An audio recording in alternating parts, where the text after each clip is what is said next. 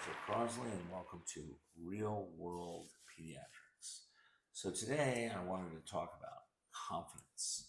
Now, one of the things you would like to do for your kids is to instill a sense of confidence about the world. It's also important not to instill a sense of fear. You can do that best by not being so fearful of the world yourself. Unfortunately, there are too many messages of fear that are programmed into us in our society today. Adults feel this pressure, and so do children. It's almost impossible to not be affected by it. The news media does such a good job of instilling that fear. And something as simple as the weather report, they create fear about icy roads, slippery roads, black ice, thunderstorms, nor'easters, big bomb cyclones, global warming, earthquakes, and calamities yet to come. In politics, they instill fear in you about Russia, China, Iran, North Korea, Venezuela, and whoever seems to be convenient this week. Apparently, the United States has a lot of enemies. And the networks make sure that you know about it. All of this can get to you, and it does impact children, and some are affected more than others. Now, here's what Google AI has to say. News media accounts of war on television can significantly affect children. Exposure to violence, even through media, can lead to increased anxiety, fear, and even desensitization to violence. Children may also experience changes in their perceptions of the world, potentially leading to increased aggression or a sense of insecurity. Now, in detail, I'm going to put this up on the screen here. Just go over the summary points. Increased anxiety and fear, desensitization to violence, increased aggression, and distorted perception of reality. Now, I remember when I was a little kid, about 11 years of age, or possibly younger, and I remember this one incident at nighttime when I was weeping in my bed. So my mother came into the room and she asked me what was going on. And I remember telling her, I don't want to go to Vietnam and die. And she had to console me by telling me that the government wasn't looking for 11-year-old boys. So children are affected by the news, and there's a lot of bad news out there. Children may not say anything to you, but they are affected by that news, especially war. Kids don't want to die.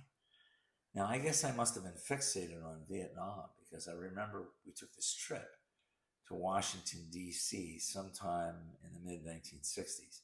Now, I'm kind of a paranoid person anyway, but when we went to go visit the memorial to John Paul Jones, which I believe is in nearby Annapolis, there was a guest book there that everybody could sign.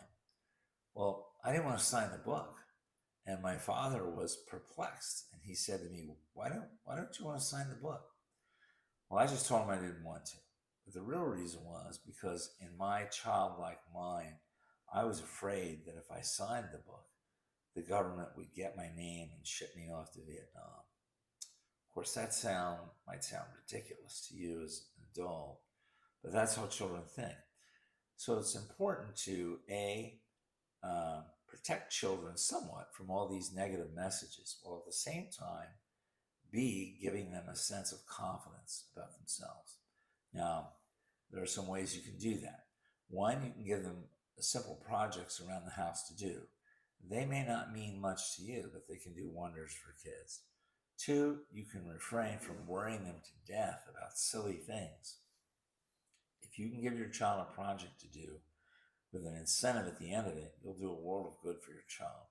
You'll give them that sense of accomplishment that they can use to fall back upon in tackling more difficult challenges in life. By refraining from constantly warning them about all the horrible things that can happen in life, you can focus more on developing their sense of self-worth. Give them the tools to overcome obstacles. Focus less on warning them about everything under the sun. There's a limit to that. Now, this is most important when children are under stress and when they've gone down the wrong pathway and fallen into the wrong crowd or have done drugs. My older stepbrother Stevie was a good example of this. The divorce of his father from his mother severely affected him, and he needed support, especially after he got into drugs. And he also needed someone who had confidence in him. I don't think parents often understand that their constant and obsessive warnings undermine a person's sense of confidence. And I remember clearly one day when Stevie was going out to work on a cold day, and his father looks at him and he says, "It's cold out there, Stevie. Don't forget your mittens." And Stevie looks back at him and he says, "Yo, Dad, I'm not a baby." Now, Stevie was 19 at the time. Now, I didn't think too much of it then, but now I do. And I think now the parents can be too protective of their children. And it is that overprotectiveness that can undermine their success in life. When a parent is constantly reminding their child to watch out for the simplest of things, what they're really saying to the child is, "I don't have confidence in you to do it on your own." Now, kids at some point need to live their own lives. They need to make mistakes. And if you give them confidence, they'll be able to overcome whatever is facing them. Thank you.